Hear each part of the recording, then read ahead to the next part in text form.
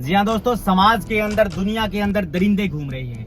वो बस इस फिराक में है कि वो कब आपके बच्चों तक पहुंचे। जी हाँ दोस्तों, मेरा नाम दीपक कुलड़िया है। मैं पेशे से वकील हूँ और भादरा सेशन कोर्ट में वकालत करता हूँ। साथियों, इस दुनिया के अंदर दरिंदे घूम रहे हैं और वो इस फिराक में है कि वो आपकी बच्चियों तक कब पहुंच जाए।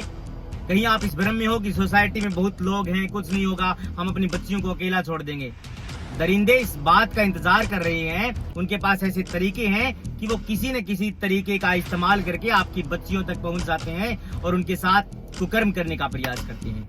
ऐसे ही घटना कोंडवा, जो पुणे थाने की घटना है, वहां पर एक आरोपी जो है, जो बलात्कार का आरोपी है, वो आता है शाम को 7:30 बजे। लड़की घर में अकेली थी। लड़की का भाई जो है वो किसी कारणवश बाहर गया हुआ था। वो आता है वहां पर और ये बात कहता है कि आपका कोई पार्सल आया है। हालांकि लड़की ये बात कहती है कि मेरा तो कोई पार्सल आने वाला भी नहीं था। तो आरोपी कहता है कि बैंक से कोई लेटर आया है और आपको साइन करने हैं। तो लड़की सोचती है कि वास्तव में कोई जरूरी कागजात होगा, बैंक वालों ने भेजा होगा, इसलिए वो लड़की साइन करने के लिए पेन लेकर के आती है अंदर से। जब वो पेन लेने के लिए बाहर घर के अंदर की तरफ जाती है तो आरोपी मेन डोर को क्लोज कर देता है और पीछे से आकर के उसके लड़की के मुंह पर स्प्रे कर देता है ताकि वो बेहोश हो जाए। लड़की उसके बाद बेहोश भी हो जाती है और व्यक्ति जो है उसके साथ कुकर्म करता है और बलात्कार की घटना को अंजाम देता है। जी हाँ दोस्तों, हालांकि इस बाबत जब लड़की को होश आता है, जब सारी कहानी उसे समझ में आती है कि ऐसे ऐसे तुम्हारे साथ ये काम किया गया है और धोखे में लेकर के, यानी कि तुमको धोखे में डाल करके उस व्यक्ति ने इस घटना को अंजाम दिया है, तो पुलिस थाने में FIR दर्ज करवाती है। राजकुमार शिंदे जो बड़े अधिकारी हैं पुलिस के, उन्होंने 10 टीमें इसके लिए गठित करी हैं। वहां पर फोरेंसिक की टीम पहुंची है और ये बात जो है राजनीतिक गलियारों में बेहद ही आग की तरह फैल रही है। सरकार से लोग सवाल कर रहे हैं, लोग पुलिस या सिस्टम पर सवाल खड़ा कर रहे हैं। आरोपी न केवल उस लड़की के साथ रेप की घटना को कारित करता है, बल्कि उसके साथ सेल्फी भी लेता है और सेल्फी में एक मैसेज छोड़ देता है कि मैं फिर आऊंगा। सवाल ये नहीं है कि सिर्फ उस व्यक्ति ने इस घटना को अंजाम दिया, सवाल ये है कि अपराधियों की मनसा और अपराधियों के हौसले इस कदर बुलंद कैसे हो जाते हैं कि वो बलात्कार करने के बाद एक मैसेज टाइप करते हैं उसके फोन में और ये बात कहते हैं कि मैं फिर आऊंगा। तो ये प्रशासन पर, कानून व्यवस्था पर बिल्कुल एक प्रश्न चिन्ह खड़ा करता है।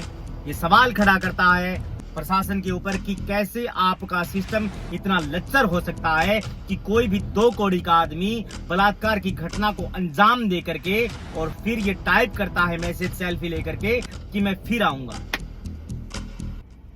दोस्तों, हालांकि वो सोसाइटी काफी बड़ी है, किस तरीके से उसने पूरे घटनाक्रम को अंजाम दिया, किस तरीके से उसने साजिश रची, वेल ट्रेनिंग उसने जो है वो इंटेंशन के साथ ये घटना को अंजाम दिया और डेफिनेटली उसने कानून व्यवस्था के ऊपर थप्पड़ मारा है। बिल्कुल ये बात जो है वो सोचनीय बात है, न केवल समाज के लिए बल्कि पुलिस प्रशासन के लिए, प्रशासन के तमाम आला अधिकारियों के लिए, पॉलिटिशियंस के लिए, क्योंकि सरकार तो वही चलाते हैं। पुलिस कैसे काम करती है, सरकार ही तो डायरेक्ट करती है उनको कि आप जो है वो इस तरीके से मुलजिमान का पीछा करिए। पॉलिटिकल प्रेशर के कारण पुलिस काम और काम न करने की उनको आदत पड़ चुकी है। लेकिन उन लोगों का क्या होगा जो आपके ऊपर विश्वास करके अपने बच्चों को घर में अकेला छोड़ जाते हैं। वो ये सोचते हैं कि यहाँ पर तो जो है हमारी बच्ची सिक्योर है।